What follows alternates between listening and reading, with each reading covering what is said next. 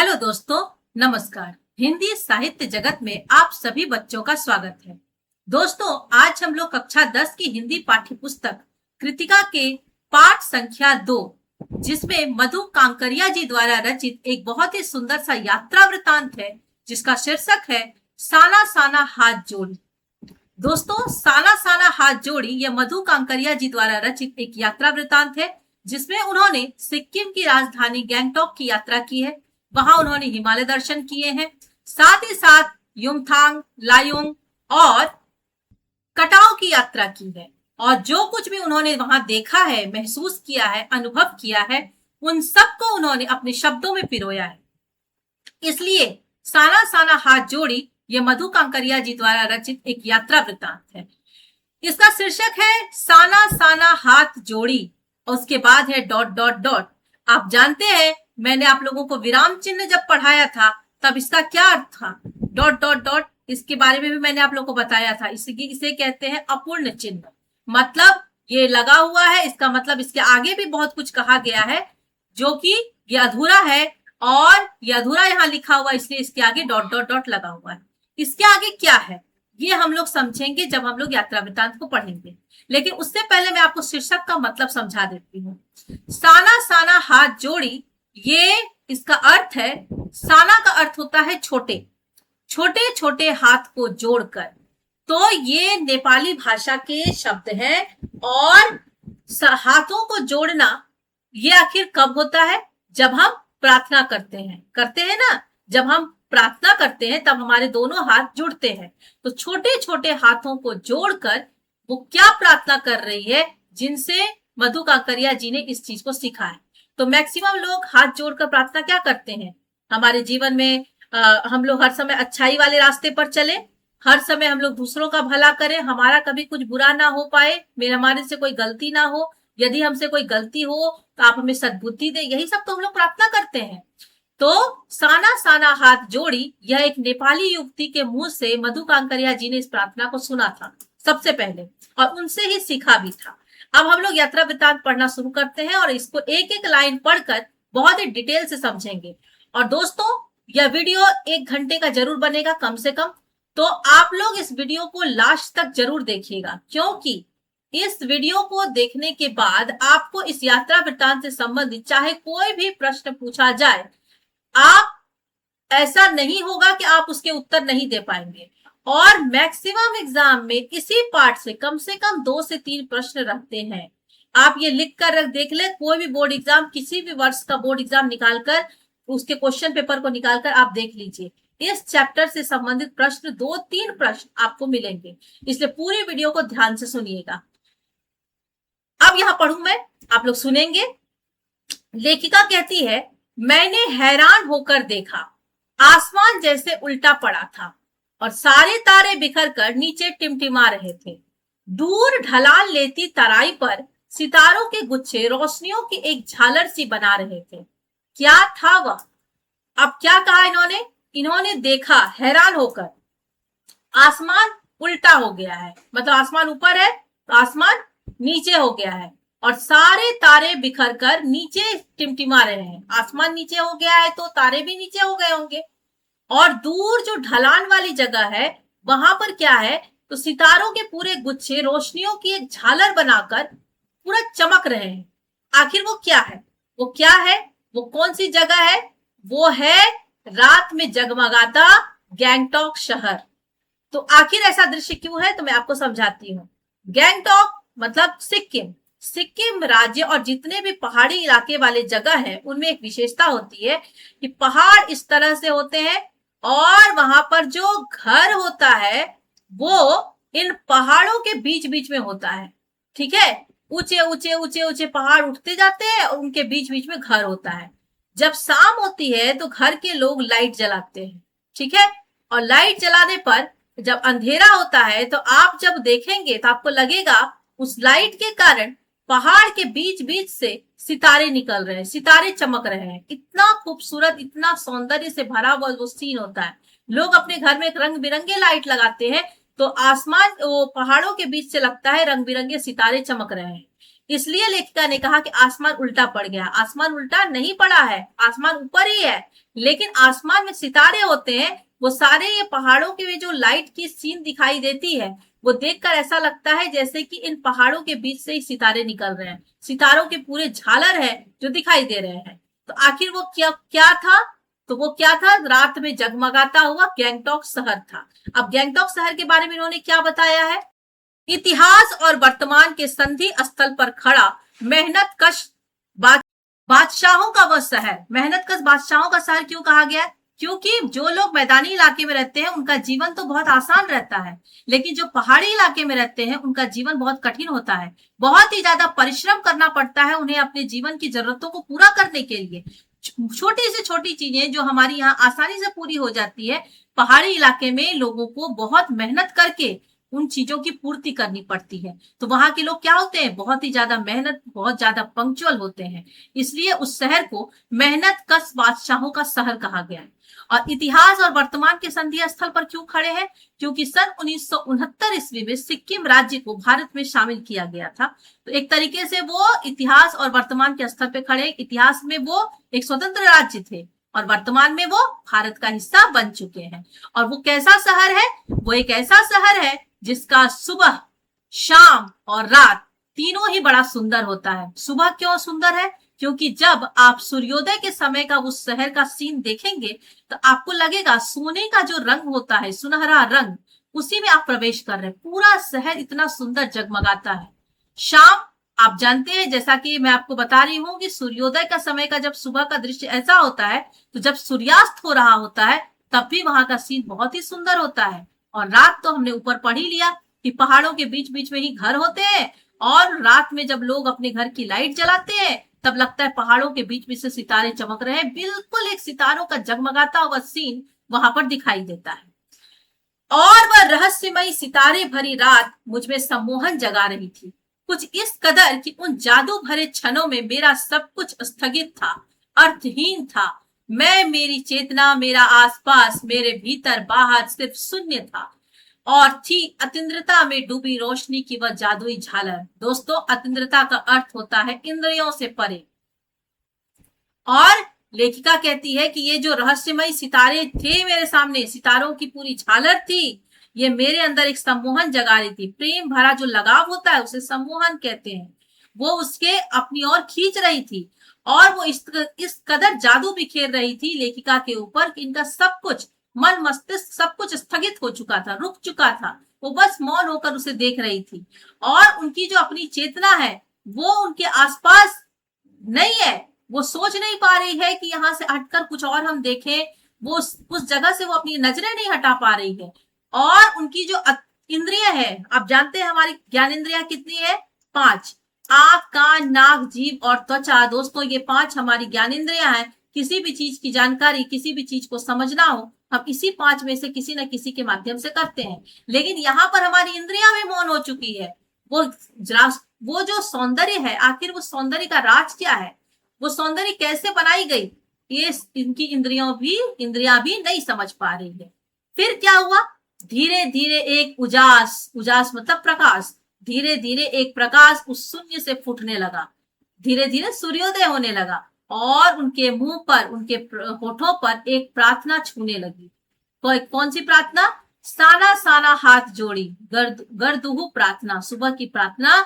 साना साना हाथ जोड़ी और उसके आगे का लाइन है, हमरो जीवन तिमरो कौशेली। इसका अर्थ होता है, छोटे छोटे हाथ जोड़कर प्रार्थना कर रही हूँ कि मेरा सारा जीवन अच्छाइयों को समर्पित हो। ये आप लोगों को मैंने बताया कि जोड़ी के आगे शीर्षक में डॉट डॉट डॉट है, उसके आगे जरूर कुछ है, तो उसके आगे है हमरो जीवन तिमरो कौशेली। मतलब छोटे छोटे हाथों को जोड़कर मैं प्रार्थना कर रही हूँ कि मेरा जीवन अच्छाइयों को समर्पित हो। आज सुबह की प्रार्थना के ये बोल मैंने एक नेपाली युवती से सीखे थे। नेपाली युवती को इनको मिली थी, वहां कोई काम कर रही हो या होंगे कोई, उनसे इन्होंने ये प्रार्थना के बोल को सीखा था। अब सुबह क्या होना है? तो सुबह हमें युमथांग के लिए निकल पड़ना था। युमथांग गैंगटॉक से थोड़ी दूरी पर है। लेकिन जब इनकी आंखें खुलती है तो ये बालकनी की तरफ भागती है। बालकनी की तरफ क्यों भागी? क्योंकि यहाँ के लोगों ने इनको बताया था कि यदि मौसम साफ हो तो बालकनी से भी कंचनजंगा दिखाई देता है। कंचनजंगा क्या है? हिमालय की तीसरी सबसे बड़ी चोटी कंचनजंगा है, और हिमालय की सबसे ऊंची चोटी, सबसे बड़ी चोटी, सबसे ऊपर की चोटी एवरेस्ट है, और कंचनजंगा उसकी सबसे तीसरी सबसे बड़ी चोटी है। पर उस समय भी मौसम अच्छा होने के बावजूद भी आसमान में हल्के हल्के बादल छाए हुए थे। बादलों ने आसमान को हल्का हल्का ढक कर रखा था। तो पिछले वर्ष भी वो यहाँ आई थी, उस समय भी ये कंचनजंगा पर्वत को नहीं देख पाती है, और इस बार भी कंचनजंगा पर्वत इनको देखने को नहीं मिलता है। तो इस तरह इस बार भी बादलों के कपाट ठाकुर जी की कपाट की तरह ही बंद रहे। कंचनजंगा ना दिखनी थी, ना दिखी, लेकिन सामने ही रकम रकम के रंग बिरंगे इतने सारे फूल दिखाई पड़े कि लगा फूलों की बाग में आ गई हूँ। सामने ही रकम रकम मतलब तरह तरह के बहुत सारे रंग बिरंगे फूल इनको दिखाई दिए। इतने रंग बिरंगे फूल और इतनी ज्यादा संख्या में थे, इनको लगा जैसे वो फूलों के बाग में आ गई हो। बहरहाल मतलब कि अब गैंगटॉक से 149 किलोमीटर की दूरी पर था युमथांग। युमथांग कितनी दूरी पर है? तो गैंगटॉक से 149 किलोमीटर की दूरी पर है युमथांग, यानी घाटियां, सारे रास्ते हिमालय की गहनतम घाटियां और फूलों से लदी वादियां, ये सब आपको युमथांग में मिलेंगे। और ये सब उन्हें कौन बता रहा है? तो उन्हें बता रहा है ड्राइवर कम गाइड जितेन नागरे। जितेन नागरे जो कि उनके ड्राइवर भी हैं और गाइड भी हैं, ये सारी बात उनको बता रहे हैं। युमथांग में आपको, युमथांग क्या है? तो घाटियों का शहर है। वहां पर आपको हिमालय की गहनतम घाटियां देखने को मिलेगी, फूलों से लदी वादियां देखने को मिलेगी, ये सारी बातें बता रही है। उस समय बचकाने उत्साह से लेखिका पूछती है क्या वहां बर्फ मिलेंगे? तो अब यहाँ पर ड्राइवर कहते हैं चलिए, तो अब चलिए आप वहां चल कर देखेंगे वहां क्या क्या मिलते हैं। लेखिका बताती है जगह जगह गदराए पाइन और धूपी के खूबसूरत नुकीले पेड़ों का जायजा लेते हुए हम पहाड़ी रास्तों पर आगे बढ़ने लगे। एक जगह दिखाई दी एक कतार में लगी सफेद सफेद बहुत पताकाएं। जब ये युमथांग के रास्ते में आगे बढ़ रही थी, तब वहां पर उन्होंने देखा बहुत सारे पहाड़ पर बहुत सारे पेड़ वहां निकल चुके हैं। उन पेड़ों को वो देखती हुई, पहाड़ी रास्तों को देखती हुई ये आगे बढ़ती जा रही थी। और तभी उन्होंने एक जगह पर देखा कि एक कतार में लगी हुई है क्या? सफेद सफेद बहुत पताकाएं। वो किसी ध्वज की तरह लहराती जा रही थी और शांति और अहिंसा के प्रतीक के रूप में वो अपना संदेश दे रही थी। इन पताकाओं पर मंत्र भी लिखे हुए थे। तब नागरे ने उनको बताया इन पताकाओं के बारे में कि यहाँ पर बुद्ध की बड़ी मान्यता है, मतलब बौद्ध धर्म को मानने वाले यहाँ बहुत लोग हैं, और जब भी किसी बुद्धिस्ट की मृत्यु होती है तो उसकी आत्मा की शांति के लिए शहर से दूर किसी भी पवित्र स्थान पर 108 श्वेत पताकाएं फहरा दी जाती है। फिर वो बोलते हैं नहीं नहीं, इसे उतारा नहीं जाता है, ये धीरे धीरे अपने आप ही नष्ट हो जाती है। और कई बार जब ये लोग बौद्धिस्ट लोग किसी नए कार्य की शुरुआत करते हैं, मान लो कोई भी नया कार्य ये लोग शुरू करते हैं, तब भी ये लोग पताकाएं लगाते हैं, लेकिन वो पताकाएं का जो रंग होता है वो रंगीन होता है। तब ये लोग कौन से पताकाएं लगाते हैं? रंगीन पताकाएं। और जब किसी बौद्धिस्ट की मृत्यु होती है तब वे लोग श्वेत पताकाएं लगाते हैं। नागरे बोलता जा रहा था और उस समय लेखिका की नजर पड़ती है उस जीप में लगी, उन्हीं की जीप में लगी दलाई लामा की तस्वीर पर, और उनको ध्यान में आता है कि यहाँ पर कई दुकानों पर मैंने दलाई लामा की ऐसी ही तस्वीर देखी। दलाई लामा कौन है? आपने नाम सुना है? तिब्बती गुरु। इनकी जो तस्वीर होती है वहां के लोग बहुत ज्यादा अपने घर घर में लगाते हैं, उनको बहुत सम्मान के साथ पूजते हैं, मानते हैं उनको। हिचकोले खाती हमारी जीप थोड़ी और आगे बढ़ी। हिचकोले खाती, जब पहाड़ी इलाके में गाड़ी चलती है, उबड़ खाबड़ रोड होती है, तो गाड़ी क्या होती है? हिलती डुलती आगे बढ़ती है, तो हिचकोले खाना उसी को कहते हैं। अपनी लुभावनी हंसी बिखेरते हुए जितेन बताने लगा कि इस जगह का नाम कविलोंग स्टॉक है। कविलोंग स्टॉक की क्या विशेषता है? तो यहाँ पर गाइड फिल्म की शूटिंग हुई थी। गाइड फिल्म आप लोगों ने देखा है? अगर नहीं देखा है तो देख लीजिए, उसकी शूटिंग हुई है कविलोंग स्टॉक में। और तिब्बत के जो चीज खे बमसन ने लेपचाओ के सोमेन से कुंजतेक के साथ संधि पत्र पर यहीं पर हस्ताक्षर किया। तो तिब्बत के चीज खे बमसन और लेपचाओ के सोमेन, आखिर ये लोग कौन है? तो एक पत्थर स्मारक वहां पर मिलता है, वहां पर उन लोगों के संधि पत्र से संबंधित चीजें लिखी हुई है। तो लेपचा और भुटिया, ये जो दो है, यहाँ जो हमने दो का नाम लिया लेपचाओ और सोमेन, तो लेपचा और भुटिया ये सिक्किम की दोनों जनजातियां थी और स्थानीय जनजाति, और इन दोनों के बीच में लंबे समय से झगड़े चले आ रहे थे। और उन झगड़ों के बाद उन दोनों के बीच में शांति वार्ता स्थापित की गई और उसकी शुरुआत की गई। तो वो भी इसी जगह पर हुआ है, जिसके कारण अभी भी वो लोग आराम से शांतिपूर्वक रहते हैं। तो ये कहाँ हुआ था? इसी जगह पर हुआ था। उन्हीं रास्तों पर मैंने देखा एक कुटिया के भीतर घूमता चक्र। अब एक कुटिया थी, उनके भीतर उन्होंने एक घूमता चक्र देखा। अब वो प्रश्न करती है, यह क्या है? तो नागरिक कहने लगते हैं, मैडम ये धर्म चक्र है, प्रेयर व्हील। इसे इंग्लिश में क्या कहते हैं? प्रेयर व्हील, और हिंदी में धर्म चक्र। तो नागरिक उनको बताते हैं कि इसको घुमाने से सारे पाप धुल जाते हैं। अब लेखिका हैरान होकर कहती है, क्या मतलब? चाहे मैदानी इलाका हो, चाहे पहाड़ी इलाका हो, तमाम वैज्ञानिक प्रगतियों के बावजूद इस देश की आत्मा एक जैसी है। लोगों की आस्थाएं, विश्वास, अंधविश्वास, पाप पुण्य की अवधारणाएं और कल्पनाएं एक जैसी है। जैसे मैदानी लोग अंधविश्वासों में फंसे रहते हैं, वैसे पहाड़ी लोग भी फंसे रहते हैं। ये तो खूब समस्या वाली बात है कि एक चक्र के घूमने से सारे पाप धुल जाएंगे, सारे पाप खत्म हो जाएंगे। ये तो पूरी तरह से अंधविश्वास वाली बात ही है। और मैदानी इलाका हो चाहे पहाड़ी इलाका हो, लोग इससे निकल नहीं पाते हैं और सभी के सभी कुछ ना कुछ हद तक अंधविश्वास में ही फंसे रहते हैं। रफ्ता रफ्ता हम ऊंचाई की ओर बढ़ने लगे। रफ्ता रफ्ता मतलब धीरे धीरे, धीरे धीरे हम ऊंचाई की ओर बढ़ने लगे। बाजार, लोग, बस्तियां पीछे छूटने लगे। अब परिदृश्य से चलते चलते स्वेटर बुनती नेपाली युवतियां और पीठ पर भारी भरकम कार्टून ढोते बौने से दिखते बहादुर नेपाली ओझल हो रहे थे। ये तो होगा ही, गाड़ी जब आगे चल रही है तो जो चीजें गुजरती जा रही है वो क्या होंगे? वो पीछे छूटेंगे। तो बाजार, लोग, बस्तियां, ये सब क्या हो रही है? पीछे छूट रही है। और आगे जैसे जैसे वो बढ़ रही है तो उनको स्वेटर बुनती हुई नेपाली युवती दिख रही है, फिर वो भी पीछे छूट रही है। पीठ पर भारी भरकम कार्टून ढोते हुए कुछ बौने से व्यक्ति है, बहादुर नेपाली व्यक्ति है, वो भी पीछे छूट रहे हैं। अब यदि वो गाड़ी पर बैठे बैठे नीचे की तरफ देखे तो वो तो बहुत ऊपर पहुंच चुकी है। तो नीचे की घाटियों में जो घर हैं वो उनको बहुत छोटे छोटे दिखाई दे रहे हैं। ताश के घरों की तरह ही पेड़ पौधों के बीच छोटे छोटे घर अब दिखाई दे रहे हैं। और हिमालय भी अब छोटी छोटी पहाड़ियों के रूप में नहीं, वरन अपने विराट रूप में एवं वैभव के साथ सामने आने वाला था। मतलब ये जो हिमालय है वो अब पहले तो दूर से देखने पर हिमालय छोटे से दिखाई दे रहे थे, लेकिन जैसे जैसे वो ऊपर उठ रही है वो हिमालय जो है बड़ा विराट रूप में, अपने वैभव रूप में वो सामने आते चला जा रहा है। ना जाने कितने दर्शकों, यात्रियों और तीर्थाटनियों का काम ये हिमालय। मतलब कितने लोग हैं जो इस हिमालय को देखना चाहते हैं, कितने लोग हैं जो यहाँ तक की यात्रा करना चाहते हैं, कितने लोग हैं जो इसे तीर्थ यात्रा के रूप में मानते हैं। और उन सब का ये एक रूप कौन है? हिमालय है। और ये इसका रूप कैसा है? ये पल पल परिवर्तित है। पल पल परिवर्तित कैसे है? जैसे जैसे वो दूर से हिमालय के पास पहुंचती जा रही है उसका रूप क्या हो रहा है? परिवर्तित होते जा रहा है।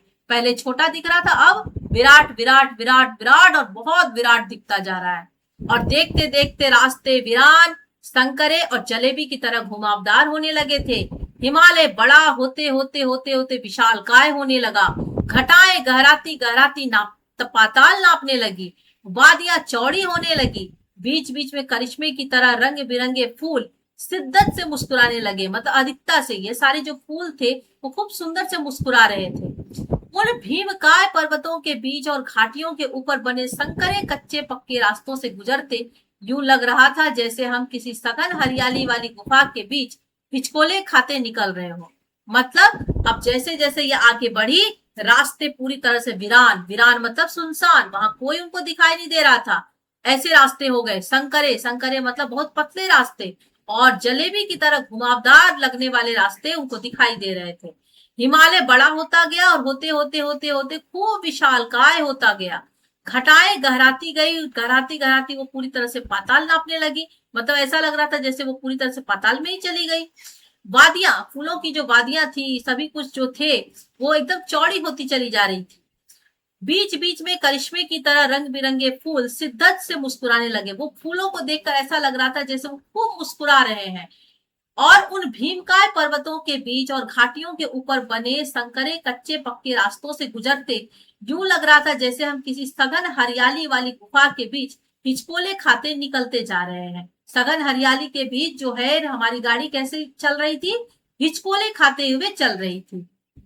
इस बिखरी असीम सुंदरता का मन पर यह प्रभाव पड़ा कि सभी सैलानी झूम झूम कर गाने लगे, सुहाना सफर और ये मौसम हंसी। दोस्तों, ये जो असीम सुंदरता थी, इसका सभी सैलानियों के ऊपर, सैलानी मतलब जो वहां घूमने के लिए आए थे, उन सबके ऊपर, अपने उनके सबके मन पर इसने प्रभाव डाला और वो झूम झूम कर गाना गाने लगे। लेकिन लेखिका क्या थी? लेखिका मौन थी। वो मुंह बंद करके केवल अपने आंखों से, मन से सुंदरता को महसूस कर रही थी। कैसे मौन थी ये? तो किसी ऋषि की तरह शांत थी। वो क्या चाहती थी? तो बोलती है कि मैं चाहती थी कि सारे परिदृश्य को मैं अपने भीतर भर लूं, पर मेरे भीतर कुछ कुछ बूंद पिघलने लगा था।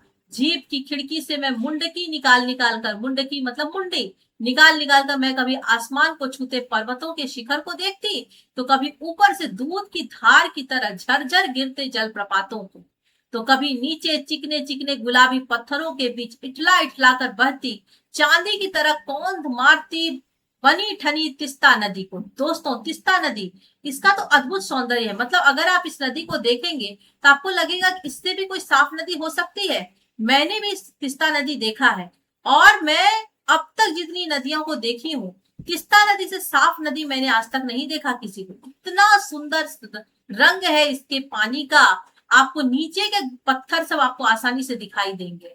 लेखिका क्या कर रही है? जीप से अपनी मुंडी को बाहर निकाल निकाल कर आसमान को जो छूते हुए पर्वत है उनको देखती है, कभी ऊपर से दूध की धार की तरह गिरते हुए, झरझर गिरते हुए जलप्रपातों को देखती है। उसे दूध की धार की तरह क्यों कहा गया? क्योंकि पहाड़ पर्वत पर बर्फ होते हैं और वो धीरे धीरे पिघल कर जलप्रपात का रूप लेते हैं, तो इसलिए उनको दूध की धार की तरह कहा गया। तो कभी नीचे चिकने चिकने गुलाबी पत्थरों के बीच में इठला इठला कर बहने वाली चांदी की तरह कौंध मारती बनी ठनी तिस्ता नदी को देखते हैं। ये तिस्ता नदी कहाँ से इनके साथ थी? तो ये सिलीगुड़ी से ही हमारे साथ थी, पर यहाँ उसका सौंदर्य पराकाष्ठा पर था। मतलब सबसे ज्यादा ऊंचाई को छुआ था इसी जगह पर। इतनी खूबसूरत नदी मैंने पहली बार देखी थी। मैं रोमांचित थी, पुलकित थी, चिड़िया के पंखों की तरह हल्की थी। मेरे नखपति मेरे विशाल, मैंने हिमालय को सलामी देनी चाहिए। मेरे नखपति मेरे विशाल कहकर लेखिका ने हिमालय को सलामी दी, और तभी जीप एक जगह रुकी। खूब ऊंचाई से पूरे वेग के साथ ऊपर शिखरों के भी शिखर से गिरता फेन उगलता झरना, मतलब अद्भुत सौंदर्य। और ये किसके बारे में बताया गया? जीप जब अचानक से रुकी तो इन्होंने देखा कि खूब ऊंचाई से पूरे वेग के साथ ऊपर शिखरों के भी शिखर से एक फेन उगलता एक झरने के रूप में गिर रहा है। और इसका नाम क्या था इस झरने का? इस झरने का नाम था सेवन सिस्टर्स वाटरफॉल। फ्लैश चमकने लगे और तभी सैलानी इस खूबसूरत लम्हों को अपने कैमरे में कैद करने में मशगूल थे। आदिम युग की किसी अभिशप्त राजकुमारी सी मैं भी नीचे बिखरे भारी भरकम पत्थरों पर बैठे झरने के संगीत के साथ ही आत्मा का संगीत सुनने लगी। थोड़ी देर बाद ही बहती जलधारा में पांव डुबोया तो भीतर तक भीग गई। मन काव्यमय हो उठा, सत्य और सौंदर्य को छूने लगा। लेखिका कहती है कि पुराने समय की किसी शापित राजकुमारी की तरह, अभिशप्त मतलब शापित राजकुमारी की तरह, मैं भी नीचे बिखरे भारी भरकम पत्थरों पर बैठे झरने का संगीत के साथ आत्मा का संगीत सुनने लगी। उसके मन से जो आवाज आ रही थी वो भी वो सुनने लगी, और थोड़ी देर बाद ही बहती जलधारा में पांव डुबोया तो भीतर तक भीग गई। मन काव्यमय हो उठा, सत्य और सौंदर्य को छूने लगा। जीवन की अनंतता का प्रतीक वह झरना, जीवन की अनंतता मतलब जिसका अंत ना हो, उसका प्रतीक है ये झरना। उन अद्भुत अनूठे क्षणों में मुझ में जीवन की शक्ति का एहसास हो रहा था। इस कदर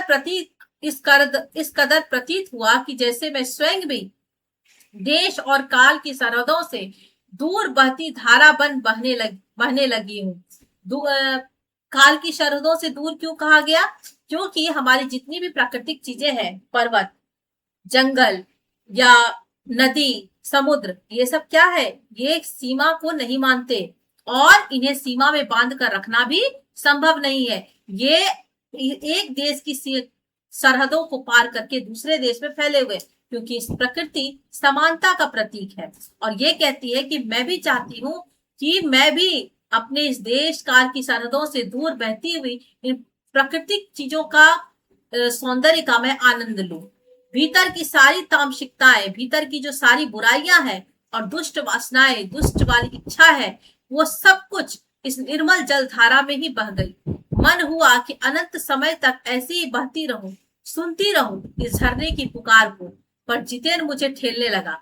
वो कहता है आगे इससे भी सुंदर नजारे मिलेंगे, अब आप यहाँ से चलिए। तब लेखिका वहां से चलने को तैयार होती है। लेखिका कहती है कि अनमनी सी मैं उठी, थोड़ी देर बाद ही फिर वही नजारे, आंखों और आत्मा को सुख देने वाले। कहीं चटक हरे रंग का मोटा कालीन ओढ़े, तो कहीं हल्का पीलापन लिए, तो कहीं पलस्तर उखड़ी दीवार की तरफ पथरीला, और देखते ही देखते परिदृश्य से सब कुछ छूमंतर, जैसे किसी ने जादू की छड़ी घुमा दी हो।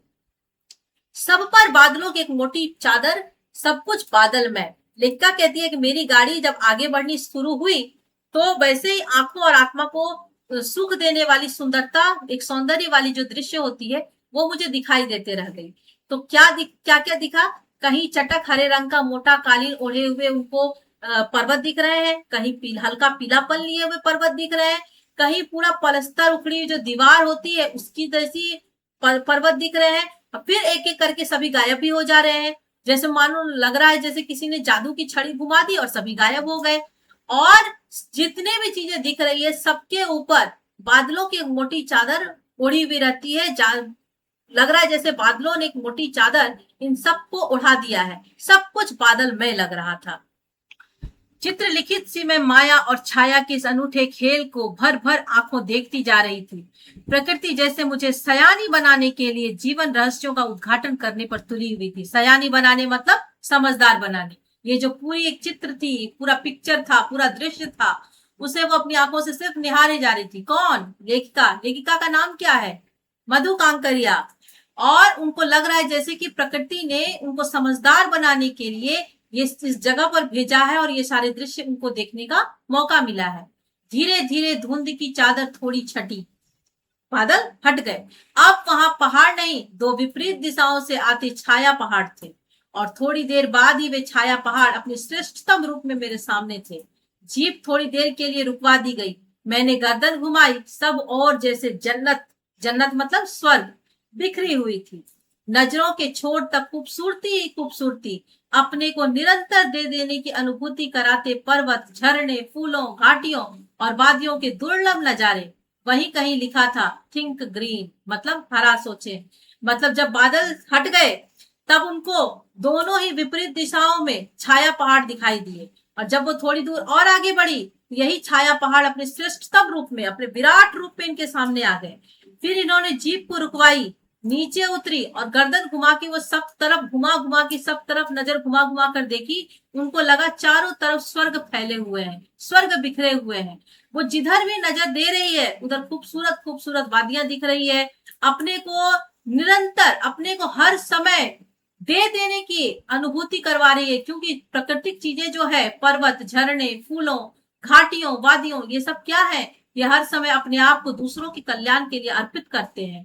इन सब के दुर्लभ नजारे उनको वहां दिख रहे थे, और वहीं पर लिखा हुआ था थिंक ग्रीन, मतलब हरा सोचे, अच्छा सोचे, हरियाली के बारे में सोचे। आश्चर्य! पल भर में ब्रह्मांड में कितना कुछ घटित हो रहा था। सतत प्रवाहमान झरने, नीचे वेग से बहती तिस्ता नदी, सामने धुंध उठती, ऊपर मंडराते आवारा बादल, मध्यम मध्यम हवा में हिलोरे लेते प्रियुता और रोडोडेंड्रो के फूल, सब अपनी अपनी लय, तान और प्रवाह में बहते जा रहे थे।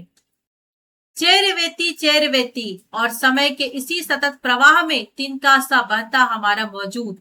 मतलब उनको पल भर में कभी बादल हो रही है, कभी बारिश हो रही है, कभी धूप हो जा रही है, कभी बर्फ गिर रही है, तो ये सारी चीजें जो कंटिन्यू हो रही है, उनको लग रहा है ये ब्रह्मांड में कितना कुछ घटित हो रहा है।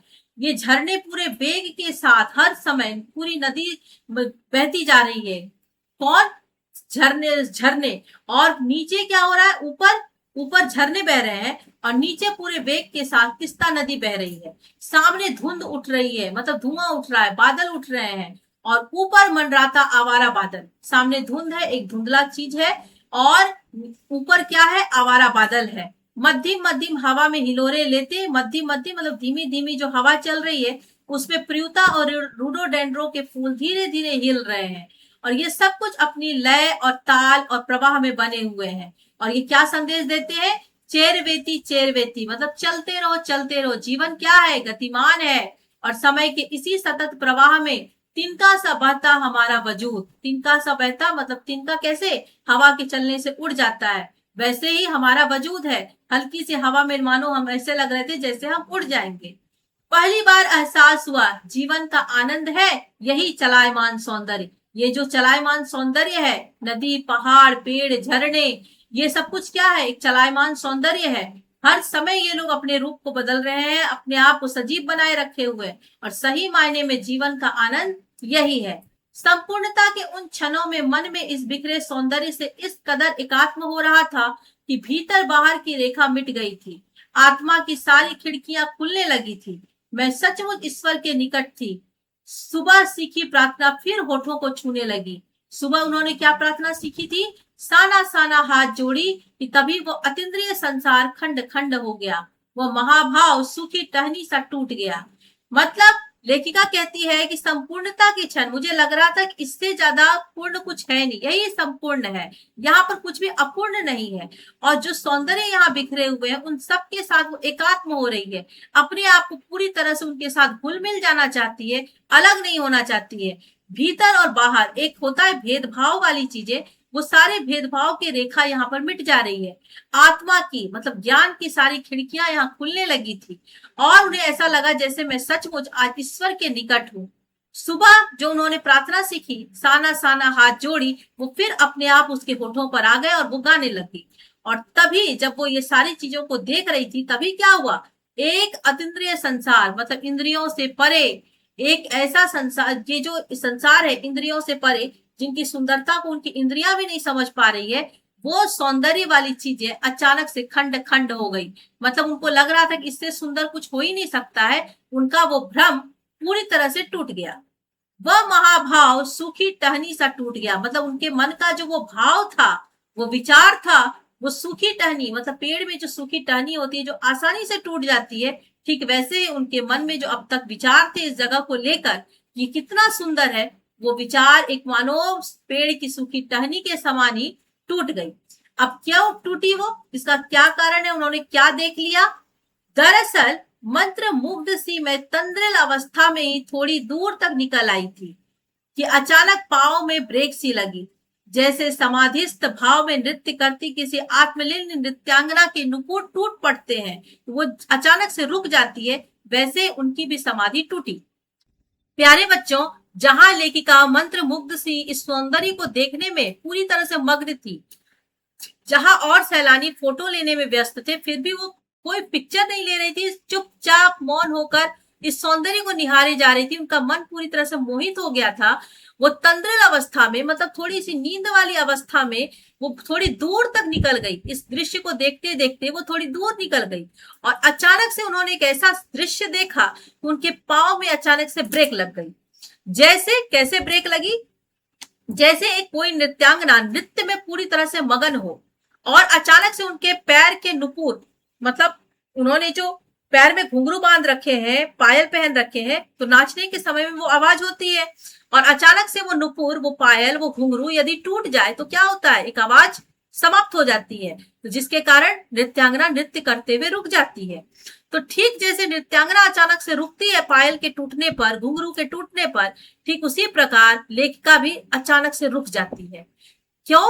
उन्होंने देखा कि एक अद्वितीय सौंदर्य से निरपेक्ष मतलब अलग कुछ पहाड़ी औरतें पत्थरों पर बैठी पत्थर तोड़ रही थी। उनके जो बदन थे, शरीर, उनकी काया, वो गुथे आटा को गूंथने के बाद वो जितना कोमल लगता है, उतने ही कोमल उनके शरीर थे और उनके हाथों में कुदाल था, उनके हाथों में हथौड़े थे। कईयों की पीठ पे तो डोको बंधी थी। डोको क्या होती है? तो बड़ी सी एक टोकरी होती है और उस टोकरी में उन्होंने अपने बच्चे को बांध रखा था। कुछ कुदाल को पूरे भरपूर ताकत के साथ वो जमीन पर मार रही थी। अब वो हैरान हो गई, इतने स्वर्गीय सौंदर्य, नदी, फूलों, वादियों और झरनों के बीच भूख, मौत, दैन्य और जिंदा रहने की यह जंग यहाँ होती है। यहाँ की महिलाएं मातृत्व और श्रम साधना साथ साथ कर रही है और वहीं पर खड़े बीआरओ, मतलब बीआरओ का फुल फॉर्म यहाँ लिखा हुआ है बोर्ड रोड ऑर्गेनाइजेशन, लेकिन दोस्तों यहाँ पर ये गलत है। बीआरओ का फुल फॉर्म होता है बॉर्डर रोड ऑर्गेनाइजेशन। आप लोग इस बोर्ड को बॉर्डर बना देंगे, सीमा रेखा प्रबंधक। तो वहीं पर बीआरओ के कर्मचारी वहां खड़े थे, तो उन्होंने उस कर्मचारी से पूछा कि यह क्या हो रहा है। तो उस कर्मचारी ने इनको जवाब दिया कि मैडम, आप जिन रास्तों से गुजरते हुए इन हिम शिखरों से टक्कर लेने जा रही हैं, उन्हीं रास्तों पर ये पहाड़ी ने उन्हीं रास्तों को ये पहाड़ी ने चौड़ा बनाने का काम कर रही है। और ये बात वो कर्मचारी बहुत ही मजाकिया अंदाज में हंसते हुए कहते हैं। तो लेखिका के मुंह से निकलता है, ये तो बड़ा खतरनाक कार्य होगा ना। तो ये बात लेखिका के मुंह से अकस्मात निकल गया अपने आप। तो वो कर्मचारी भी संजीदा हो गया, मतलब गंभीर हो गया। वो कहने लगा, पिछले महीने तो एक की जान भी चली गई थी। ये बड़ा दुस्साध्य कार्य है, मतलब बहुत ही कठिन कार्य है ये। कौन सा कार्य? पहाड़ों पर रास्ता बनाना।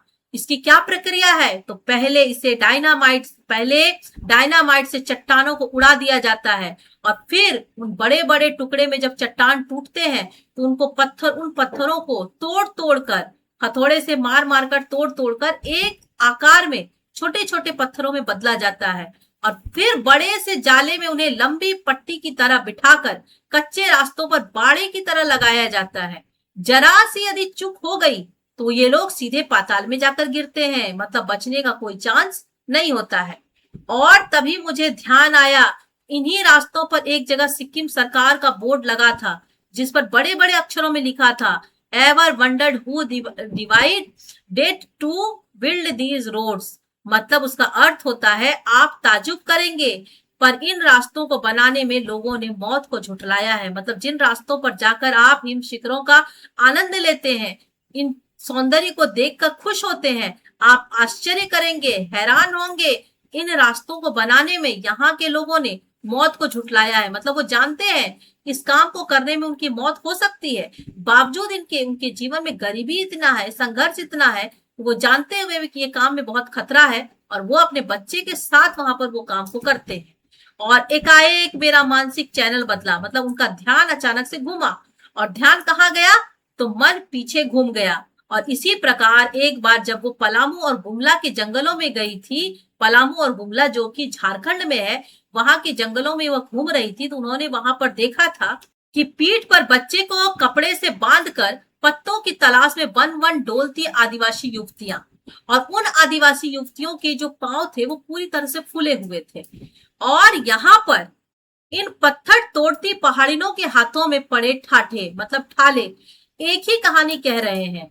क्या कहानी कह रहे हैं? गुमला प्रदेश में और पलामू में जो उन्होंने आदिवासी युवतियों को देखा, जो अपने पीठ पर बच्चे को बांधकर वन वन में डोलती हुई पत्ते चुन रही थी, उनके पांव में पूरी तरह से ठाले पड़े हुए थे, पांव फूल गए थे। और यहाँ पर ये पत्थर तोड़ती जो पहाड़िने हैं, वो भी अपने पीठ पे बच्चे को बांधकर पत्थर तोड़ रही है, और उनके हाथ में ठाले पड़े हुए हैं।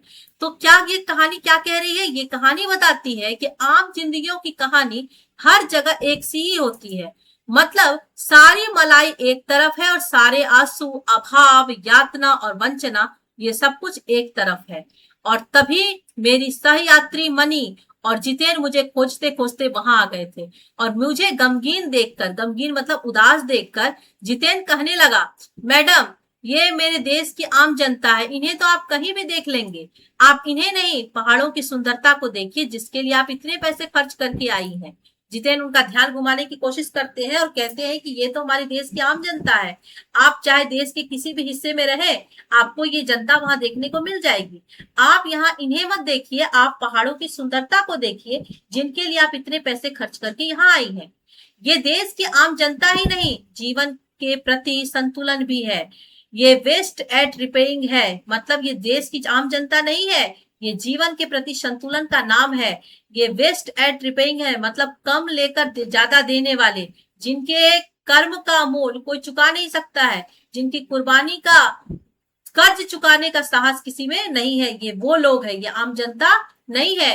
ये कितना कम लेकर समाज को कितना अधिक वापस लौटा देती है। मन ही मन मैंने ये बात सोचा, और फिर हम वापस जीप की ओर मुड़ने लगे।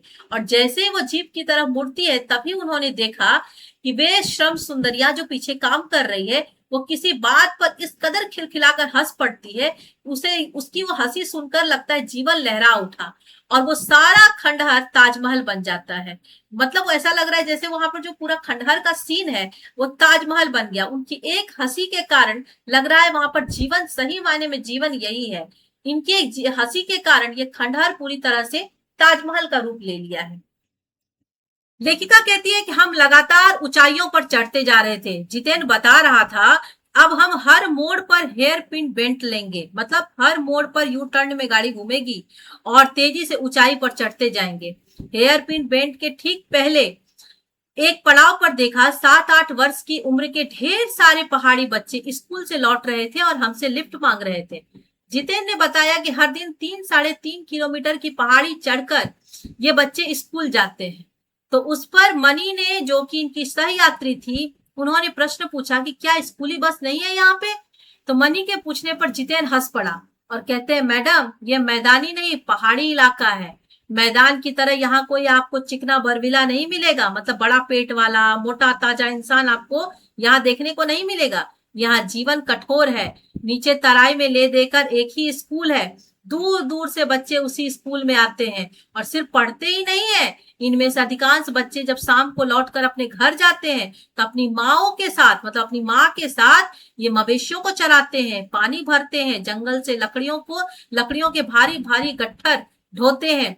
खुद मैंने भी ढोए थे। जरा सोचिए कि पहाड़ी इलाका में बच्चों, छोटे छोटे बच्चों से लेकर बड़े तक का जीवन कितना कठिन होता है। हम लोग आसानी से बस पे चढ़कर स्कूल जाते हैं, वापस आते हैं, खाना बना बनाया रहता है, खाते हैं और सो जाते हैं, शाम को उठते हैं, खेलते हैं। लेकिन ये बच्चे हैं, ये भी बच्चे हैं। और पहाड़ी इलाका जहाँ लोग, अमीर लोग पैसे खर्च कर करके जाते हैं, वहां की सुंदरता देखते हैं, और खुद वहां के लोगों का जीवन कितना कठिन होता है। बच्चे 3-3.5 किलोमीटर पैदल चलकर स्कूल जाते हैं, वहां से वापस आकर पानी ढोते हैं, जंगल में लकड़ियां काटते हैं, बड़े बड़े लकड़ी के गट्ठर को ढोते हैं, मवेशियों को चराते हैं। इतना ज्यादा कठिन जीवन उन जगहों का है जहां की सुंदरता का बखान करते लोग थकते नहीं है।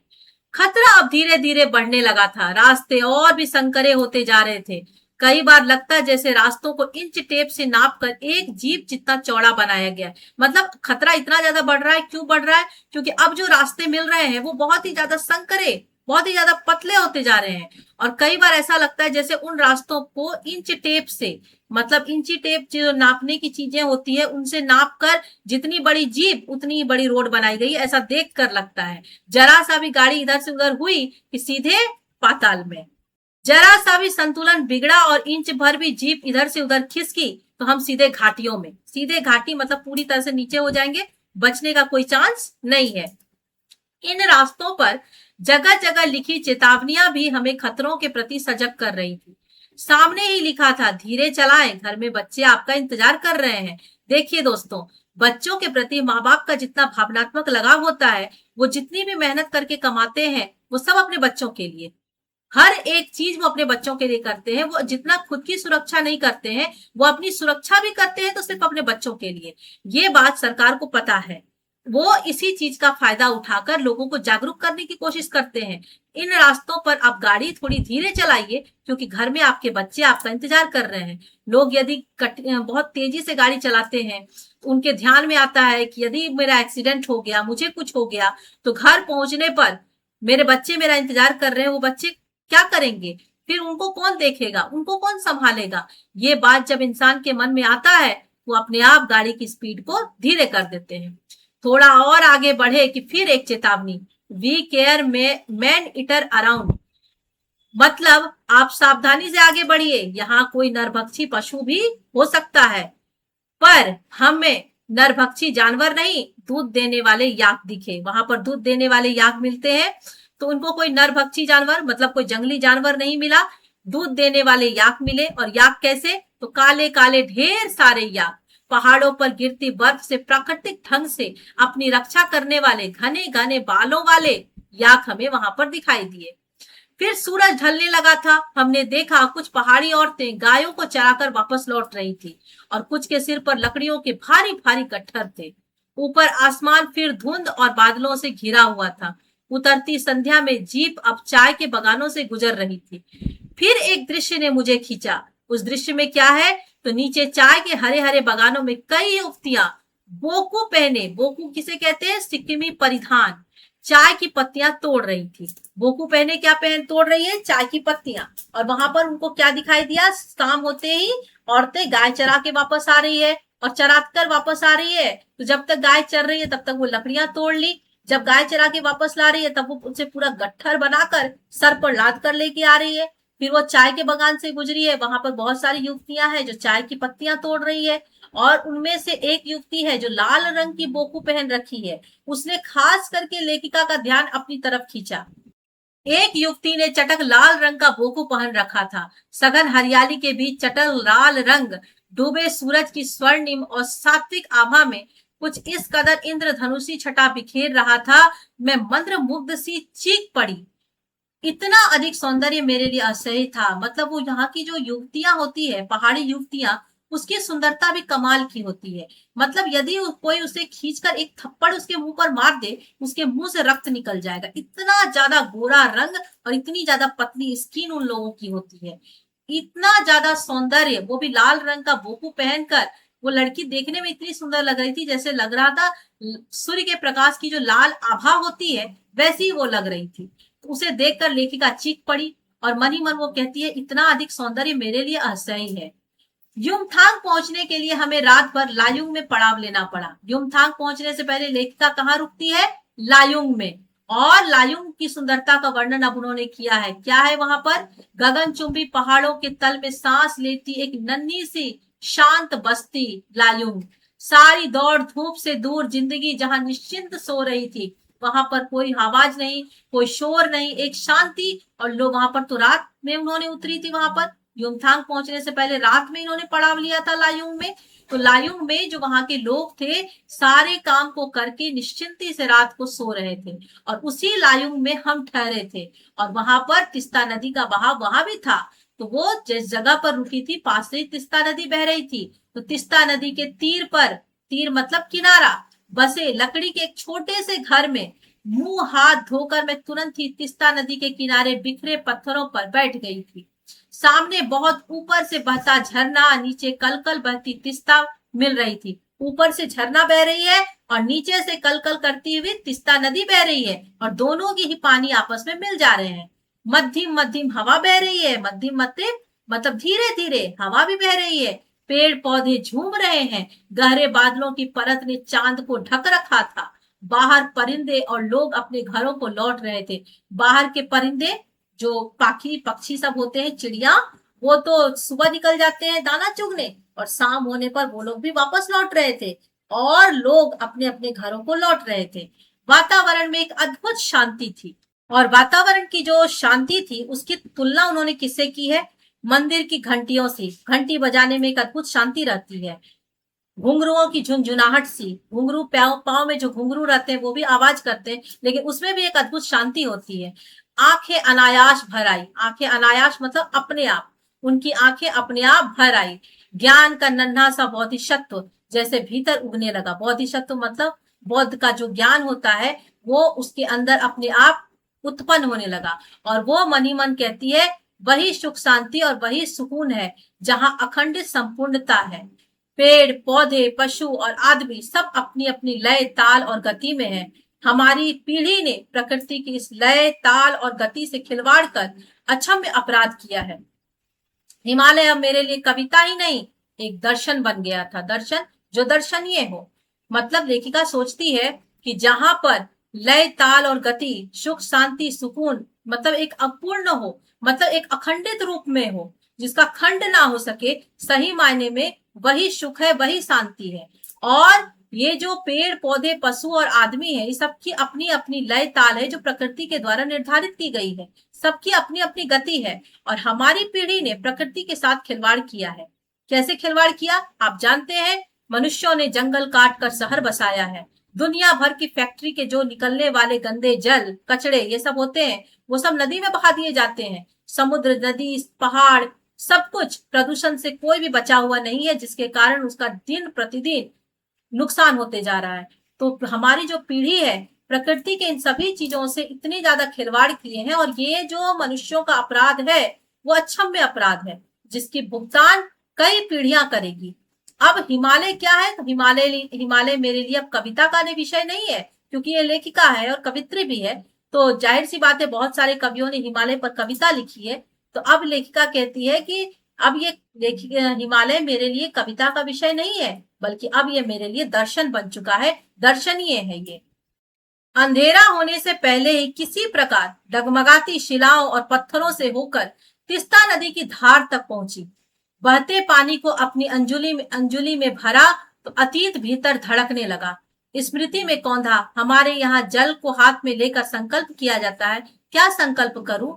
मतलब अंधेरा जब होने वाला था, उससे पहले वो किसी तरह पत्थरों को पकड़ पकड़ कर डगमगाती वो सारी शिलाओं को पार करते हुए वो तीस्ता नदी की धार तक पहुंच गई है, और वो बहते पानी को अपनी अंजुली में भरी। दोनों हाथों को जोड़कर जब गड्ढे जैसा बनता है हमारे हाथ में, उसे अंजुली कहते हैं।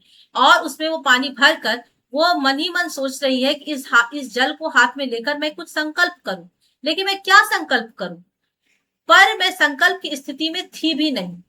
तो उन्होंने भीतर से एक प्रार्थना की, कि एक कमजोर व्यक्ति की प्रार्थना थी वो। मतलब वो अपने आप को कह रही है कि मैं एक कमजोर व्यक्ति हूं, और ये मेरी ही प्रार्थना है कि मेरे भीतर का सारा हलाहल, मतलब सारे जो बुराइयां हैं, सारी तामसिकताएं, सारे जो अंधकार वाली चीजें मेरे अंदर है, वो सब कुछ इसी नदी की जलधारा में बह जाए, और इसी बहती धारा में ये सब कुछ बहकर दूर चली जाए।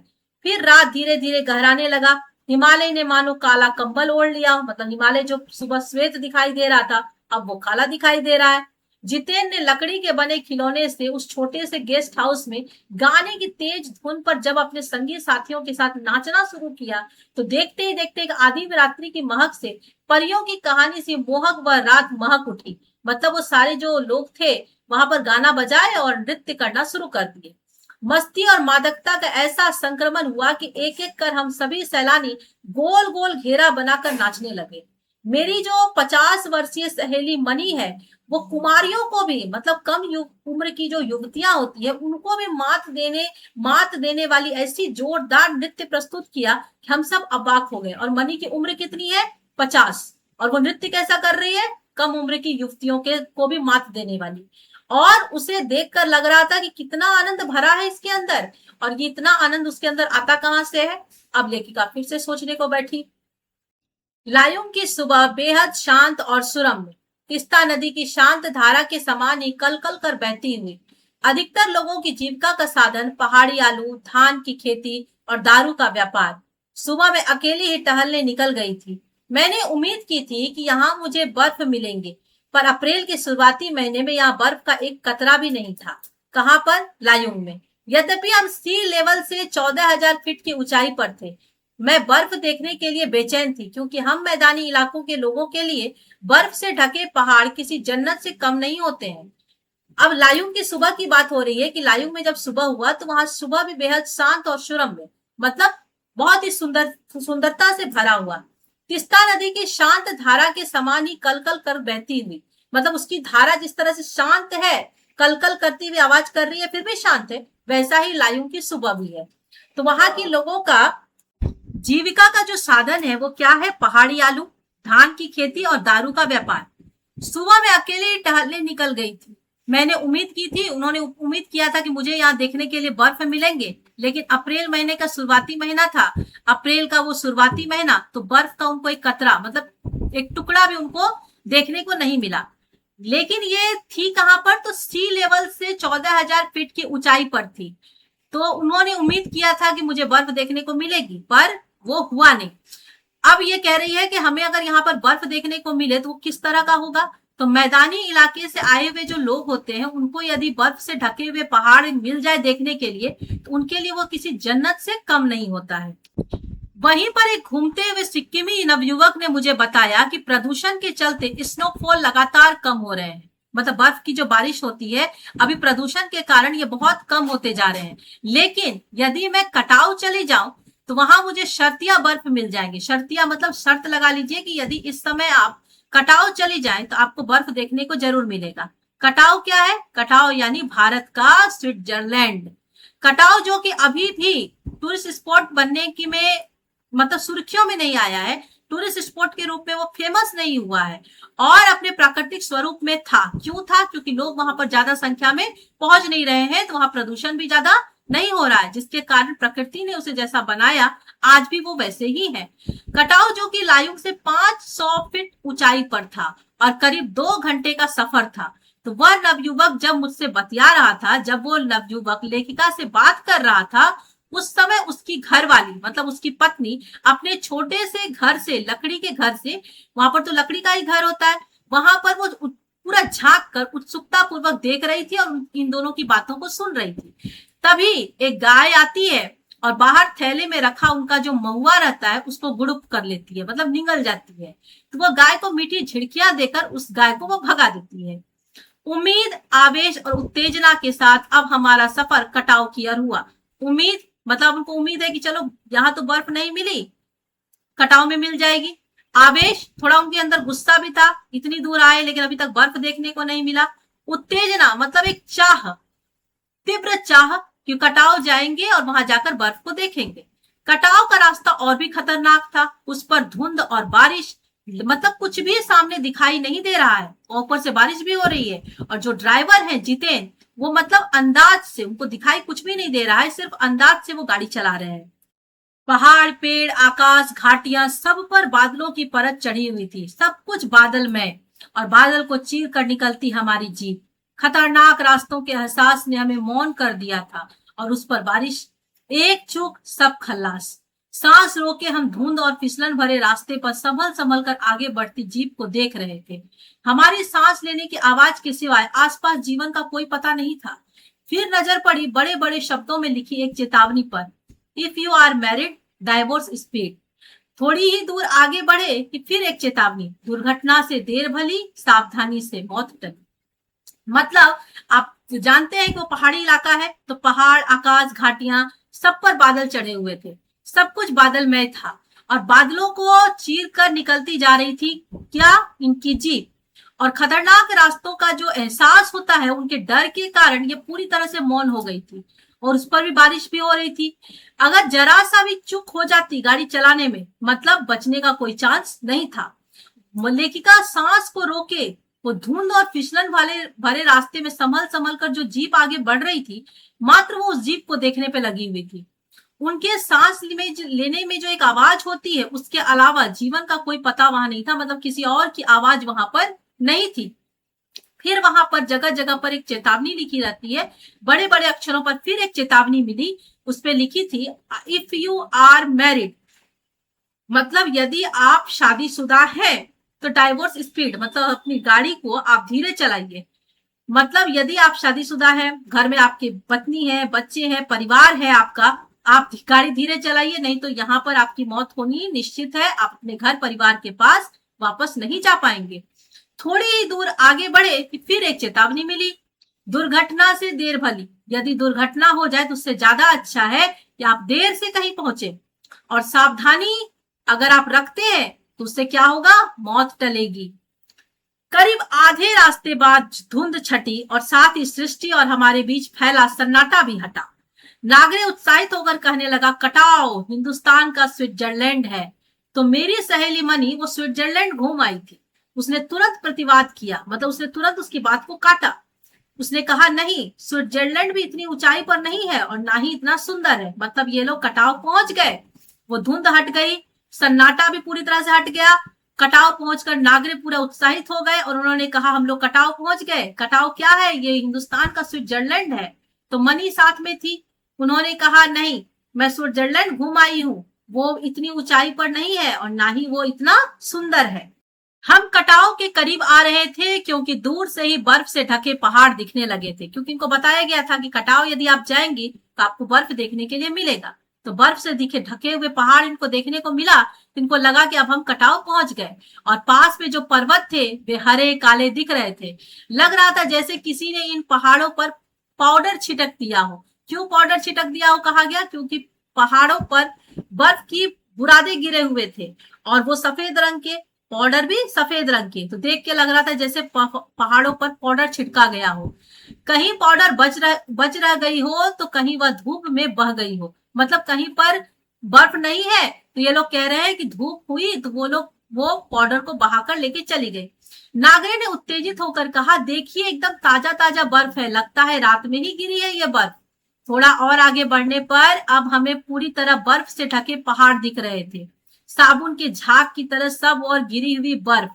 मैं जीप की खिड़की से मुंडी निकाल निकाल कर दूर दूर तक देख रही थी, चांदी से चमकते पहाड़ों को। एकाएक जितेन ने पूछा, कैसा लग रहा है? तो मैंने उनको जवाब दिया, मैंने कौन? लेखिका ने, राम रोछो, मतलब अच्छा लगा। अब राम रोछो क्या है? नेपाली शब्द। जितेन क्या है? नेपाली है। और दूसरों के मुंह से अपनी भाषा के शब्द सुनकर उसे कैसा लग रहा है? क्योंकि हर इंसान को अपनी भाषा से प्रेम है, अपनी भाषा के प्रति इंसान का एक विशेष लगाव होता है। तो दूसरे इंसान के मुंह से, दूसरे भाषा वाले के मुंह से उसने अपनी भाषा के शब्द सुने, वह उछल पड़ा। वो कहता है, अरे ये नेपाली बोली कहाँ से सीखी? अपनी भाषा के गर्व से उसकी आंखों में चमक उठी, वो उसका चेहरा इतराने लगा और तभी किसी चमत्कार की तरह हल्की हल्की बर्फ एकदम महीन महीन मोती की तरह सबके ऊपर गिरने लगी। तो तिमरो माया सेंधे मलाई सताउच, तुम्हारा प्यार मुझे सदैव रुलाता है। वहां पर खड़े खड़े जितेन गाना गाने लगे। ये नेपाली लैंग्वेज का गाना है। वो पूरी तरह से सौंदर्य में खो गए और वहां की भाषा में वो गाना गाने लगे। चहु और मतलब चारों ओर बिखरी ये बर्फीली सुंदरता जितेन के मन पर भी थाप लगाने लगी। प्रेम की झील में तैरते हुए वो झूम झूम कर गाने गाने लगा। हम सभी सैलानी अब जीप से उतरकर बर्फ पर कूदने लगे। यहाँ बर्फ सर्वाधिक थी, घुटनों तक नरम नरम बर्फ।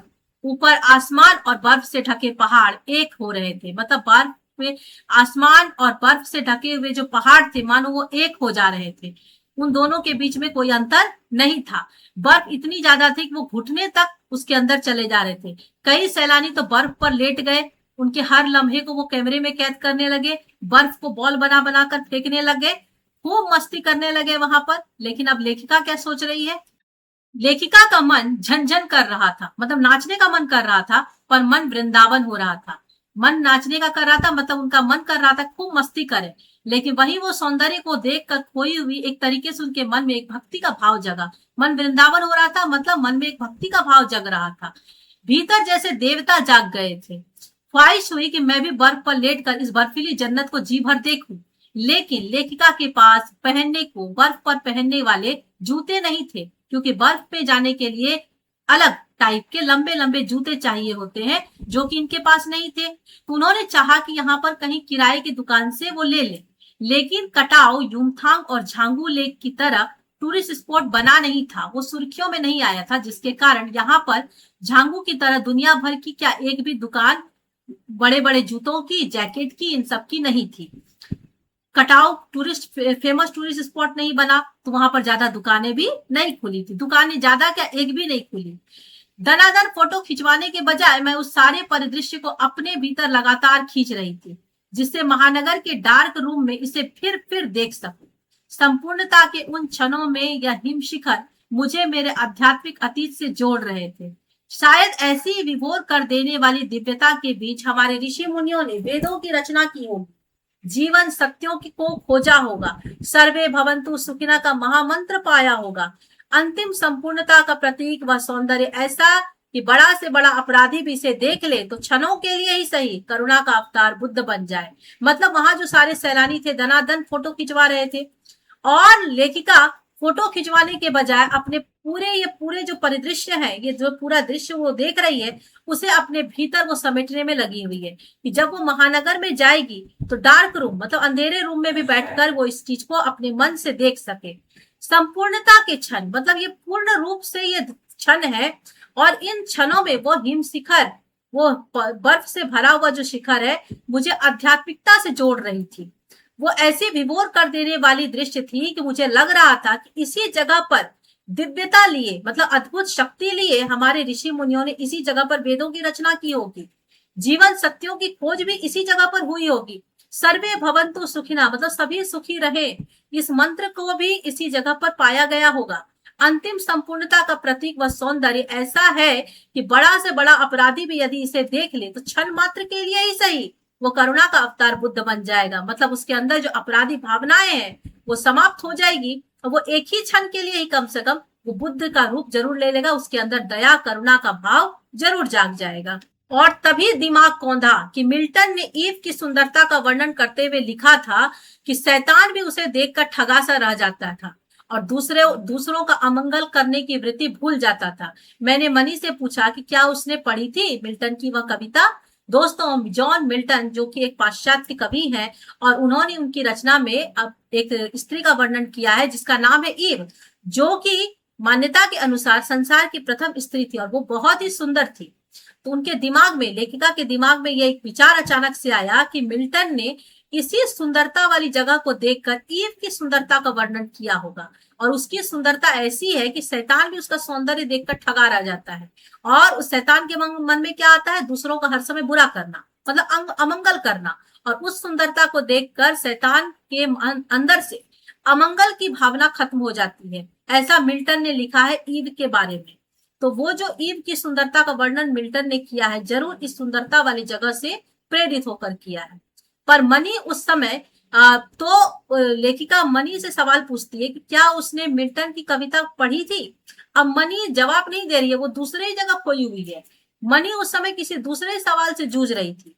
वो कहती है एक दार्शनिकों की तरह, वो कहती है ये हिम शिखर, ये जो हिम शिखर है वो तो जल स्तंभ है। कहाँ के? पूरे एशिया के। ये हिम शिखर जल स्तंभ है पूरे एशिया के। देखो ना, प्रकृति भी किस नायाब ढंग से सारा इंतजाम करती है। सर्दियों में बर्फ के रूप में जल संग्रह कर लेती है और गर्मियों में पानी के लिए जब त्राही त्राही मचती है, परेशानी हद से ज्यादा बढ़ जाती है, तब यही बर्फ शिलाएं पिघल पिघल कर जल धारा बनकर हमारे सूखे कंठों को तरावट पहुंचाती है, मतलब हमारी प्यास बुझाती है। कितनी अद्भुत व्यवस्था है जल संचय की, मनी ये कह रही है।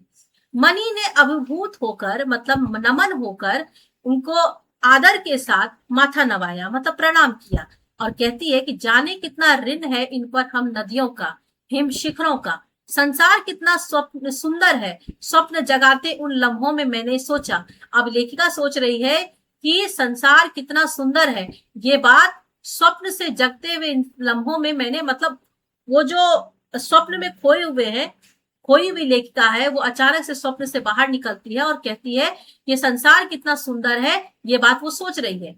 और तभी उदासी की एक झीनी सी परत फिर मुझ पर छाई जाती है और उड़ते हुए बादलों की तरह वो फिर से वो पत्थर तोड़ती हुई उन पहाड़ियों का ख्याल फिर से मेरे सामने आ जाता है। एक तरफ वो सोच रही है संसार कितना सुंदर है और दूसरी तरफ उसके मन में फिर उसी समय पहाड़ी ने लोग आ जाती है जो पत्थर तोड़ रही है बैठ के। उनका जीवन कितना कठिन है इसी सुंदरता वाले जगह में। आत्मा की अनंत परतों को छिलता हुआ हमारा यह सफर थोड़ा और आगे बढ़ा कि तभी देखा इक्की दुक्की फौजी छावनियां। ध्यान आया कि यह बॉर्डर एरिया है, थोड़ी दूरी पर चीन की सीमा है। एक फौजी से मैंने कहा कि इतनी कड़कड़ाती ठंड में उस समय तापमान कितना था, तो -15 डिग्री सेल्सियस था। आप लोगों को तो बहुत तकलीफ होती होगी ना। तब वो जो फौजी खड़े रहते हैं वो जवाब देते हैं, वो फौजी हंस देते हैं और वो हंसी कैसी है, उदास हंसी। और हंसी के साथ वो कहते हैं आप चैन की नींद सो सके इसलिए तो हम यहाँ पर पहरा देते हैं। उनकी वो हंसी उदासी वाली हंसी थी। तो फिर जितेन वहां बोलते हैं फेरी भेटुला, मतलब फिर मिलेंगे, और कहते हुए जितेन ने जीप चालू कर दी। थोड़ी देर बाद फिर दिखी एक फौजी छावनी और जिस पर लिखा था we give our today for your tomorrow, मतलब हम अपना आज देते हैं आपके कल को बचाने के लिए, हम अपना आज कुर्बान कर देते हैं आपके कल को बचाने के लिए। तो फिर लेखिका का मन उदास हो गया, भीतर कुछ पिघलने लगा।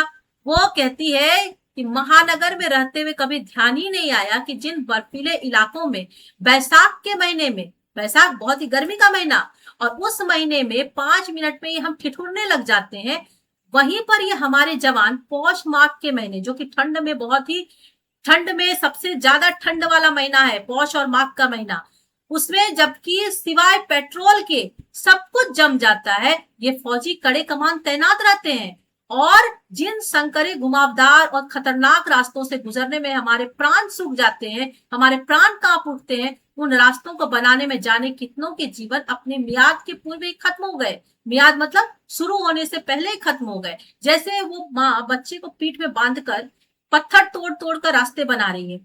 यदि कुछ भी हादसा हो गया तो क्या हो जाएगा, उन बच्चों का जीवन शुरू होने से पहले ही खत्म हो जाएगा। मेरे लिए यह यात्रा सचमुच ही एक खोज यात्रा थी।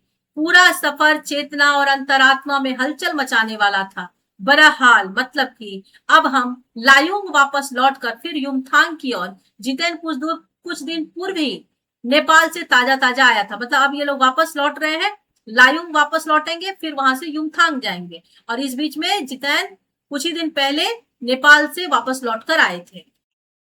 युमथांग की घाटियों में एक नया आकर्षण और जुड़ गया था। ढेरों ढेर प्रियुता और रोडोडेंड्रो के फूल। कहाँ पे थे? युमथांग की घाटियों में। जितेन बताने लगा, बस 15 दिनों में ही देखिएगा पूरी घाटी फूलों से इस कदर भर जाएगी कि लगेगा फूलों की सेज रखी हुई हो। फूलों की सेज मतलब फूलों का एक ऐसा जहां बैठा जा सके। सेज मतलब जहां पर बैठा जा सके। तो बोला गया कि जितेन बता रहे हैं कि और बस 15 दिनों के बाद आप देखिएगा यहाँ पर पूरी तरह से पूरी घाटी फूलों से भर जाएगी और उसे देखकर ऐसा लगेगा जैसे फूलों की सेज यहाँ पर रखी हुई हो। यहाँ रास्ते अपेक्षाकृत चौड़े थे। मतलब जितनी उम्मीद की जाती है उस हिसाब से यहाँ पर रास्ते चौड़े थे और इस कारण खतरों का एहसास भी कम था। इन घाटियों में कई बंदर भी दिखे। कुछ अकेले थे तो कुछ अपने बाल बच्चों के साथ थे।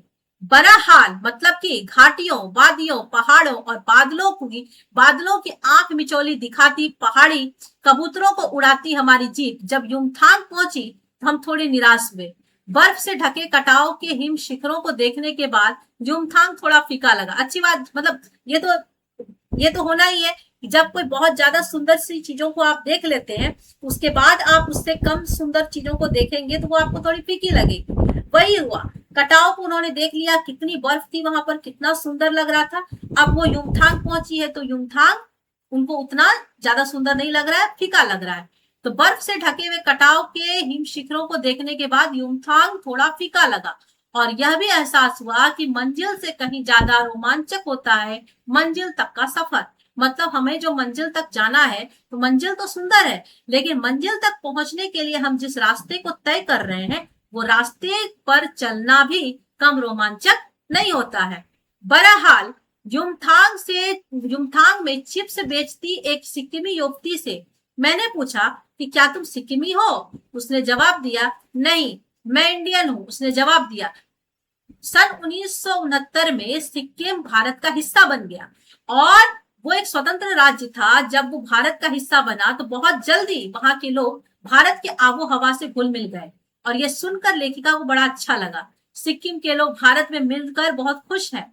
जब सिक्किम स्वतंत्र राजवाड़ा था तब टूरिस्ट उद्योग इतना फला फूला नहीं था और अब हर एक सिक्किमी भारतीय आबो हवा से इस कदर घुल मिल गया कि लगता ही नहीं कि कभी सिक्किम भारत का था ही नहीं। जीप में बैठने को हुए कि एक पहाड़ी कुत्ते ने रास्ता काट दिया। अब जीप पर जब बैठने वाली थी उसी समय क्या हुआ, एक पहाड़ी कुत्ते ने रास्ता काट दिया। अब इसकी भी बड़ी इंटरेस्टिंग बात बताई गई। मनी ने बताया कि ये पहाड़ी कुत्ते हैं, ये भौंकते नहीं है, ये सिर्फ चांदनी रात में भौंकते हैं। मतलब जब पूर्णिमा की रात होती है सिर्फ उसी रात में ये कुत्ते भौंकते हैं। लेखिका हैरान हो गई। वो विस्मय और अविश्वास, विस्मय मतलब आश्चर्य, अविश्वास मतलब विश्वास नहीं होना से वो उसे सुनती रही। तो वो मनी मन सोच रही है क्या समुद्र की तरह कुत्तों पर भी पूर्णिमा की चांदनी कामनाओं का ज्वार भाटा जगाती है? जैसे समुद्र पर पूर्णिमा का असर होता है वैसे क्या यहाँ कुत्तों पर भी असर होता है? खैर, लौटती यात्रा में जीप में भी जितेन हमें रकम रकम की जानकारियां देता रहा। रकम रकम मतलब तरह तरह। वो कहते हैं, मैडम यहाँ एक पत्थर है जिस पर गुरु नानक के फुटप्रिंट है, मतलब पैर की छाप। कहते हैं यहाँ गुरु नानक की थाली से थोड़े से चावल छिटक कर बाहर गिर गए थे। जिस जगह पर चावल छिटक कर गिरे थे वहां चावल की खेती होती है। करीब 3-4 किलोमीटर बाद ही उसने फिर उंगली दिखाई। वो कहता है, मैडम इसे खेदुम कहते हैं। यह पूरा लगभग 1 किलोमीटर का एरिया है। यहाँ देवी देवताओं का निवास है। यहाँ जो गंदगी फैलाएगा वो मर जाएगा। जितेन बताते जा रहे हैं कि एक के बाद एक जानकारी, और सबसे इंपॉर्टेंट इन्होंने बताया कि ये जो एरिया है इसका नाम है खेदुम और ये पूरा का पूरा कम से कम 1 किलोमीटर का एरिया है। यहाँ पर देवी देवताओं का निवास है। यदि यहाँ कोई गंदगी फैलाएगा तो वो क्या हो जाएगा, वो मर जाएगा। तुम लोग पहाड़ों पर गंदगी नहीं फैलाते? इस पर लेखिका प्रश्न पूछती है कि क्या तुम लोग पहाड़ों पर गंदगी नहीं फैलाते? तो जितेन जीव निकाल कर बोलते हैं, जीव निकाल लेते हैं। मतलब कुछ अनोखी बात जब बोली जाती है, गलत बात, तो क्या होता है इंसान की जीव अपने आप बाहर निकलती है। तो जीव निकालकर वो कहते हैं, नहीं मैडम, पहाड़, नदी, झरने हम इनकी पूजा करते हैं, इन्हें हम गंदा करेंगे तो हम मर जाएंगे। मतलब वहां के लोगों की यह मान्यता है कि नदी, पहाड़, पेड़, पर्वत, ये सभी जो है प्राकृतिक चीजें हैं, और यदि हम इन्हें गंदा करेंगे तो क्या होगा, हम मर जाएंगे, देवता हम पर कुपित होंगे। तब लेखिका कहती है तभी गैंगटॉक इतना सुंदर है, ये लेखिका कहती है। तो उस पर भी जितेन कहते हैं गैंगटॉक नहीं मैडम, गंतोक कहिए, इसका असली नाम गंतोक है। गंतोक का मतलब है पहाड़। मैं कुछ पूछती कि वह फिर चालू हो गया, मैडम युमथांग भी पहले टूरिस्ट स्पॉट नहीं था, यह तो सिक्किम जब भारत में मिला तो उसके भी कई वर्षों बाद भारतीय आर्मी के कप्तान शेखर दत्ता के दिमाग में आया कि यहाँ सिर्फ फौजियों को रखकर क्या होगा, घाटियों के बीच रास्ता निकालकर इसे टूरिस्ट स्पॉट बनाया जा सकता है ताकि कुछ आमदनी हो, यहाँ लोग घूमने आएंगे तो क्या होगा, हमारी आय बढ़ेगी। आप देखिए अभी भी रास्ते बन रहे हैं। तब लेखिका कहती है हाँ, रास्ते अभी भी बन रहे हैं, नए नए स्थानों की खोज अभी भी जारी है, शायद मनुष्य की इसी असमाप्त खोज का नाम ही सौंदर्य है। और वो मन ही मन ये बात कहती है और जीप आगे बढ़ती है। कहने का अर्थ है लेखिका सोचती है कि रास्ते अभी भी बन रहे हैं, नए नए स्थानों की खोज अभी भी जारी है, और शायद मनुष्य की इसी असमाप्त खोज का नाम ही सौंदर्य है। मतलब सौंदर्य कितना है इसकी कोई सीमा नहीं है। हम ये कह दें कि हमने जो इस वस्तु को देखा इससे सुंदर कुछ है ही नहीं, ये हम नहीं कह सकते। इससे आगे हम बढ़े तो उससे भी ज्यादा सुंदर, उससे भी ज्यादा सुंदर, उससे भी ज्यादा सुंदर हमें कोई ना कोई चीजें मिल सकती है, और इसी असमाप्त खोज का नाम ही सौंदर्य है। ये बात वो मन ही मन कहती है और जीप आगे बढ़ती जाती है। दोस्तों, तो यह था हमारा आज का वीडियो, आज की क्लास, जिसमें हम लोगों ने एक यात्रा वृतांत साना साना हाथ जोड़ी मधु कांकरिया जी के द्वारा रचित, हमने इस यात्रा वृतांत को पढ़ा, लाइन बाय लाइन हमने इसकी पूरी एक्सप्लेन आपके सामने की। मैं पूरी उम्मीद से आपको ये बात कह सकती हूँ कि यदि आप लोगों ने यह वीडियो लास्ट तक सुना तो फिर आप लोगों को यह यात्रा वृतांत समझने में कोई परेशानी नहीं रही होगी। इसका अगला वीडियो मैं आप लोगों को दूंगी इसी पाठ के प्रश्न उत्तर से संबंधित, जो आपके बहुत काम आएंगे। तो चलिए दोस्तों, अब मैं आप लोगों से विदा लेती हूँ। यदि आप लोगों को मेरा ये वीडियो अच्छा लगा तो प्लीज इसे लाइक करें, कमेंट बॉक्स में कमेंट करें, और जितनी जल्दी हो सके मेरे चैनल को सब्सक्राइब भी कर लें ताकि मेरी आने वाली हर अगली वीडियो सबसे पहले आप लोग तक पहुंचे। तो चलिए दोस्तों, अब मैं आप लोगों से विदा लेती हूँ। Bye bye.